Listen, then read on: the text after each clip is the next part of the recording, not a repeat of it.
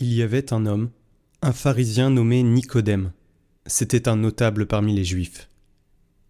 Il vint trouver Jésus pendant la nuit.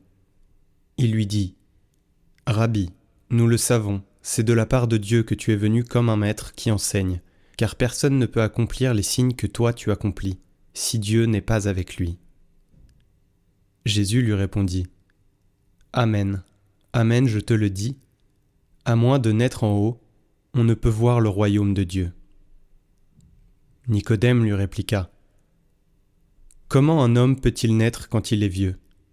Peut-il entrer une deuxième fois dans le sein de sa mère et renaître ? » Jésus répondit : « Amen, Amen, je te le dis, personne, à moins de naître de l'eau et de l'esprit, ne peut entrer dans le royaume de Dieu.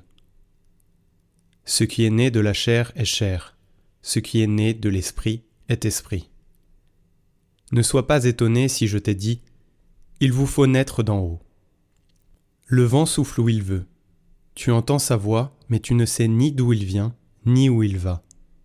Il en est ainsi pour qui est né du souffle de l'esprit. » Nicodème reprit : « Comment cela peut-il se faire ? » Jésus lui répondit : « Tu es un maître qui enseigne Israël et tu ne connais pas ces choses-là ?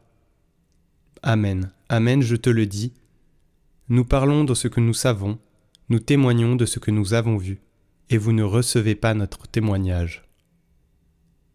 Si vous ne croyez pas lorsque je vous parle des choses de la terre, comment croirez-vous quand je vous parlerai des choses du ciel ? Car nul n'est monté au ciel, sinon celui qui est descendu du ciel, le Fils de l'homme.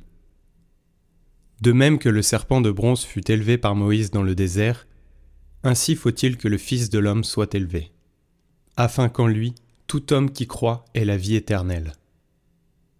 Car Dieu a tellement aimé le monde qu'il a donné son Fils unique, afin que quiconque croit en lui ne se perde pas, mais obtienne la vie éternelle. Car Dieu a envoyé son Fils dans le monde, non pas pour juger le monde, mais pour que, par lui, le monde soit sauvé. Celui qui croit en lui échappe au jugement. Celui qui ne croit pas est déjà jugé, du fait qu'il n'a pas cru au nom du Fils unique de Dieu. Et le jugement, le voici. La lumière est venue dans le monde, et les hommes ont préféré les ténèbres à la lumière, parce que leurs œuvres étaient mauvaises. Celui qui fait le mal déteste la lumière. Il ne vient pas à la lumière, de peur que ses œuvres ne soient dénoncées. Mais celui qui fait la vérité vient à la lumière, pour qu'il soit manifeste que ses œuvres ont été accomplies en union avec Dieu. Après cela, Jésus se rendit en Judée ainsi que ses disciples. Il y séjourna avec eux et il baptisait. Jean, quant à lui, baptisait à Énon, près de Salim, où l'eau était abondante. On venait là pour se faire baptiser. En effet, Jean n'avait pas encore été mis en prison. Or, il y eut une discussion entre les disciples de Jean et un juif au sujet des bains de purification.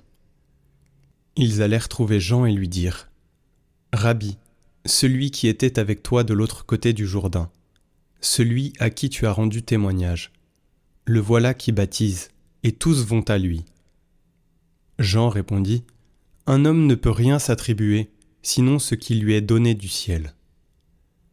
Vous-même pouvez témoigner que j'ai dit : moi je ne suis pas le Christ, mais j'ai été envoyé devant lui. Celui à qui l'épouse appartient, c'est l'époux. Quant à l'ami de l'époux, il se tient là. Il entend la voix de l'époux, et il en est tout joyeux. Telle est ma joie, elle est parfaite. Lui, il faut qu'il grandisse, et moi que je diminue. Celui qui vient d'en haut est au-dessus de tous. Celui qui est de la terre est terrestre, et il parle de façon terrestre. Celui qui vient du ciel est au-dessus de tous. Il témoigne de ce qu'il a vu et entendu, et personne ne reçoit son témoignage. Mais celui qui reçoit son témoignage certifie par là que Dieu est vrai. En effet, celui que Dieu a envoyé dit les paroles de Dieu, car Dieu lui donne l'Esprit sans mesure. Le Père aime le Fils, et il a tout remis dans sa main. Celui qui croit au Fils a la vie éternelle. Celui qui refuse de croire le Fils ne verra pas la vie, mais la colère de Dieu demeure sur lui.